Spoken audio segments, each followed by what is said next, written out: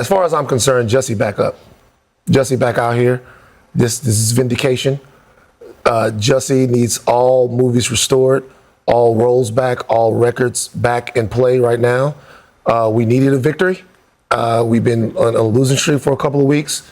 Jussie's back. P. Henson plays the mother of Smollett's character, is speaking out as well. She told USA Today, "I'm happy that the truth has finally been set free because I knew all along.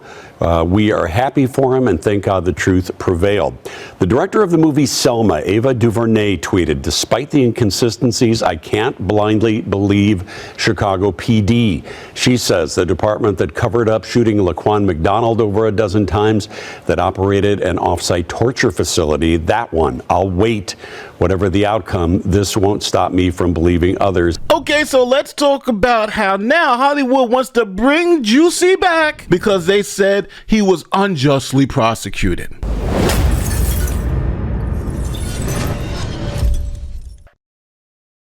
But man. You know, one thing though about the Jussie Smollett case. Now, yeah, I was told, right, because I was making fun of Kamala Harris and all the lefties after it came out. You know, he was attacked. Oh my God. Jussie Smollett is one of the kindest, most gentle human beings I know. I'm praying for his recovery. This was an attempted modern day lynching. So now everybody's like, well, Nate, you must have been fooled when it first came out too, because it was a believable story. Now I'm going to tell people straight up, I wasn't fooled, not anyway, about this story. Now, when I first heard it, right? I'm going to keep it real. I was sitting here with my wife and we was chilling and we heard the story and she was like, "It's so horrible. He got beat up by some MAGA people in the middle of Chicago." So I'm like, "When did this happen?" She was like, "At 2:00 in the morning, the spider sense start tingling." 2:00 in the fucking morning in Chicago? And I'm like, "Hold on. There's a polar vortex. Yeah, it's like 10 degrees outside." I'm like, at 2:00 in the morning?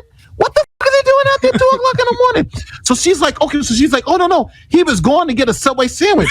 So I said, "They waiting for him at 2:00 in the morning to get a damn Subway sandwich? How the fuck did they know he's coming out the apartment?" "Oh, no. He was coming from the airport, went to his apartment, came out for the Subway sandwich, got the sandwich, and then came back home." And I'm like, yo, somebody was waiting for him all that time in Chicago with MAGA hats?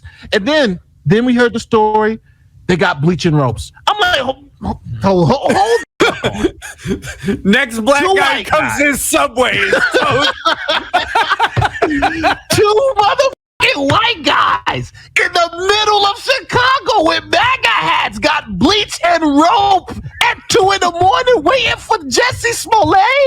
Coming from Subway? I'm like, what is this really the story that he's pushing?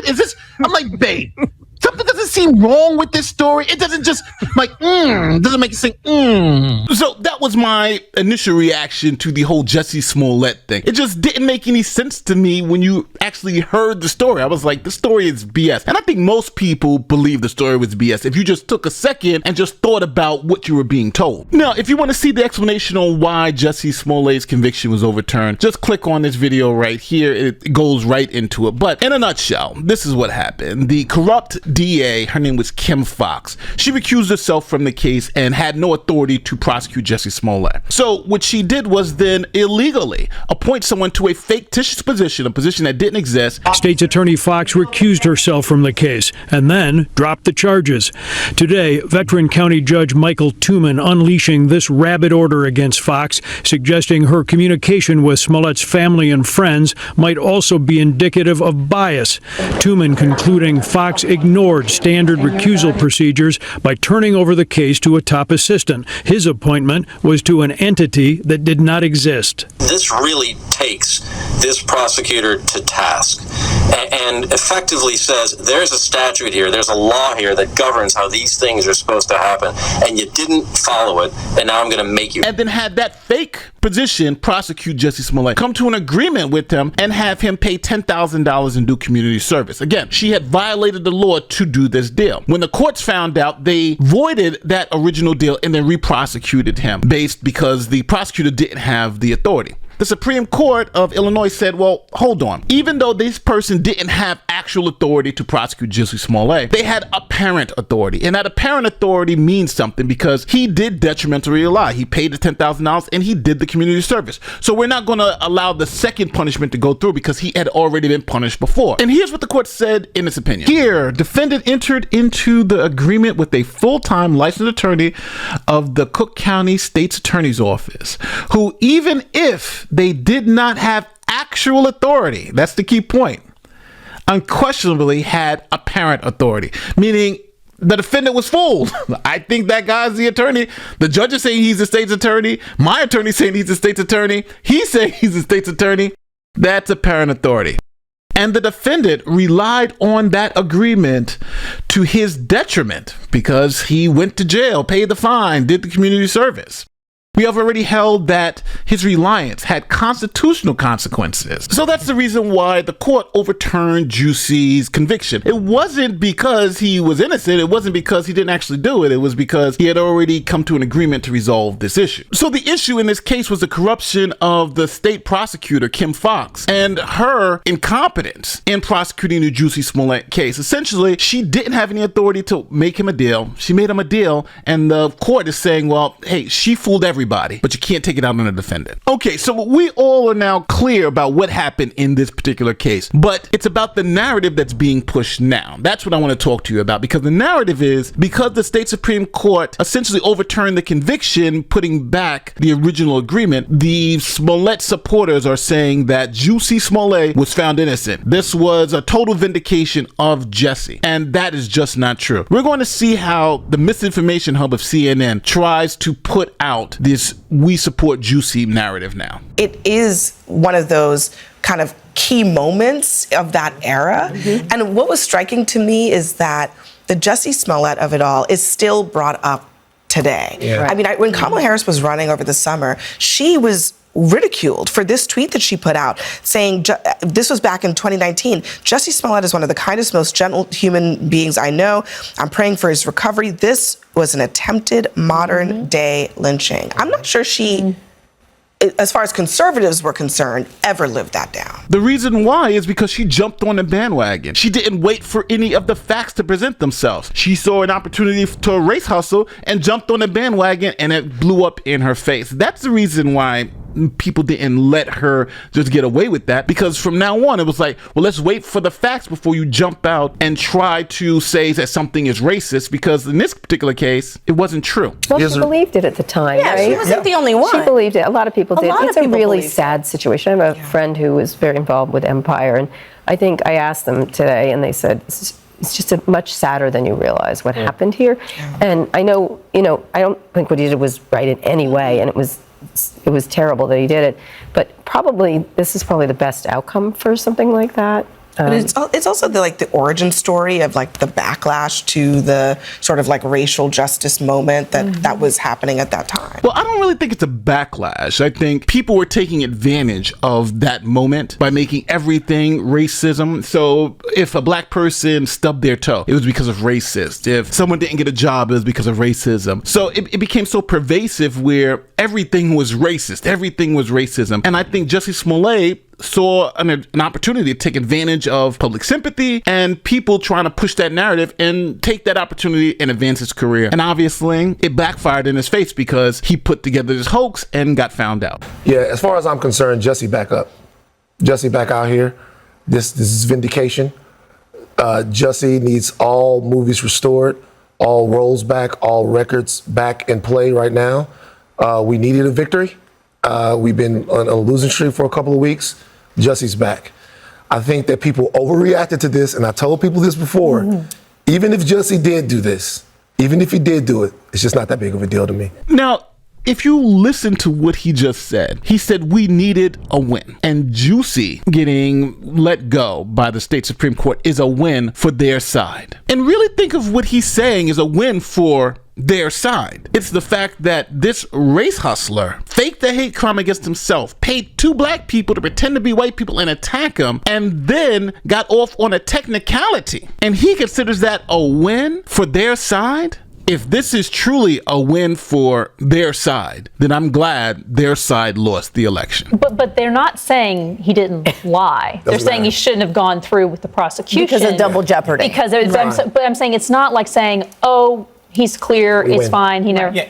And he, at least I don't think his people aren't declaring that. They're just saying, from what I understand, it's time to move on. No, I'm happy that the CNN panel did check him and say, hold on, he's not even saying, his people aren't even saying he didn't do this. They're just saying it's just time to move on. And Van Lathan has to sit there now, literally trying to say, it's okay to fake hate crimes because it's a win for my side. But I think he's the only one on that side. There were, there were real consequences to there this. Well, that's why. There were resources, money spent. Absolutely. And it was like this dominant national conversation. I mean, I think that's really what happened. And it also, unfortunately, it calls into question other stories that happen where there is legitimate problems. Don't you think, Van, that it hurt the cause? Now, I'm going to be honest here. I don't think it hurt the cause. I think it exposed the fraud in the cause and showed people that facts do matter. And when somebody makes a wild allegation like this, we should pause and look at the facts before we start jumping to conclusions. It didn't hurt the cause.